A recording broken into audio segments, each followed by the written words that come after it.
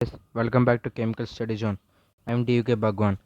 In in this today's lecture, I'll discuss about the energy balance for a closed system. I done a video on the energy balance of a open system. If you didn't watch this, I'll just give the link in the description. You can watch them.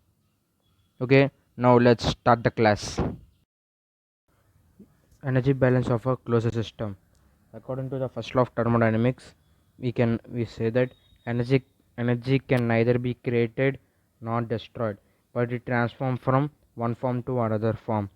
That means the total energy entering the system equals to the total energy leaving the system.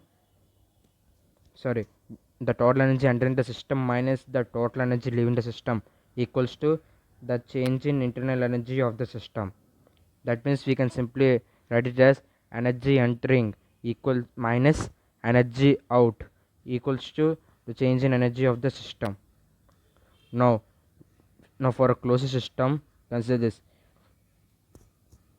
In a closed system, there is no inflow, and no outflow of the mass. Here some amount of heat is supplied through temperature difference, and work is done by the shaft over here, and the work done in the system be we. That means work done in system, here shaft work.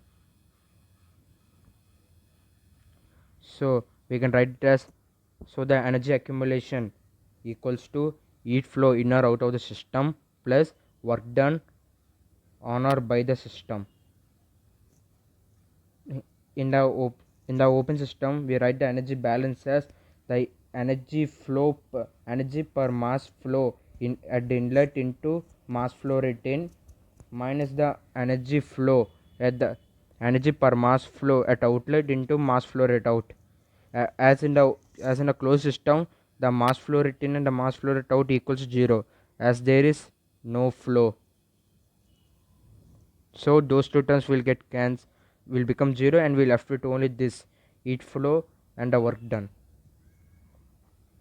Now the energies in system is, the one is the internal energy, which is m into u, where u is the energy for a u is internal energy per mass, u per mass, and m is the total number of mass present in the system, and kinetic energy is the mu square by 2gc, and potential energy is the mgz by gc. Here gc is gravitational constant.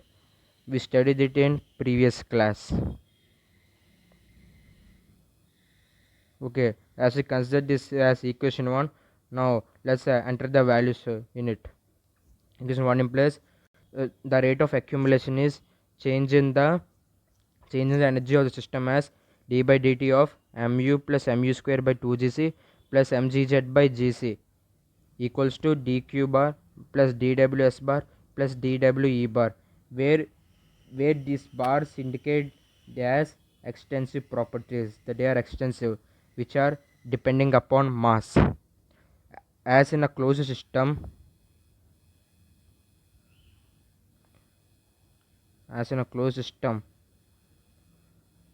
m is constant, we can remove it out.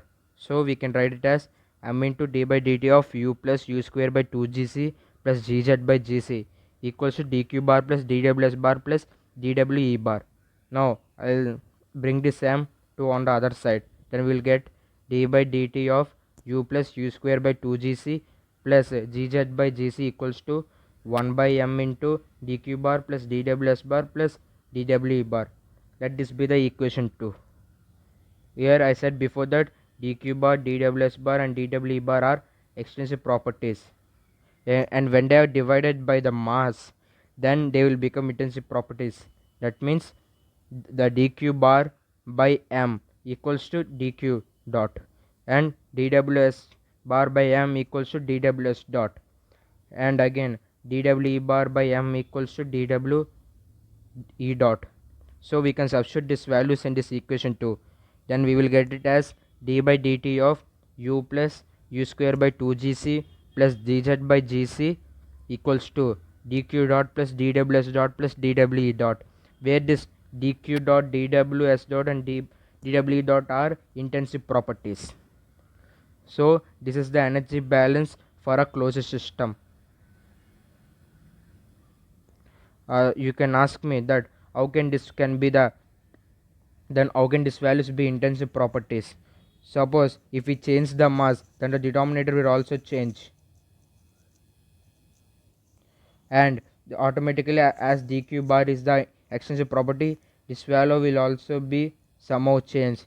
So the division of these two values will give us a constant value at all time, which may vary in decimals at a longer time.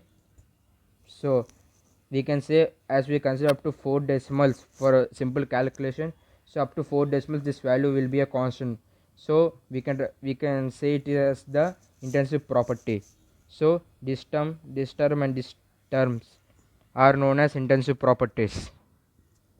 So this will be the energy balance for a closed system. You can ask me that why I didn't take steady state. As an open system, I solve the equation by using steady state, and after that I simply write for the unsteady state. But here there will be no steady state. No, because as it is a closed system there will be no mass flow rate and no mass flow rate out. So so so all the energy will be accumulated. All the energy and mass will be accumulated in the system itself. If all the energy and mass is accumulated in system, then there will be then the accumulation compulsory exists. Here I didn't take the steady state condition. Okay guys, this is today for now. If you like my video, please like, share and subscribe to my channel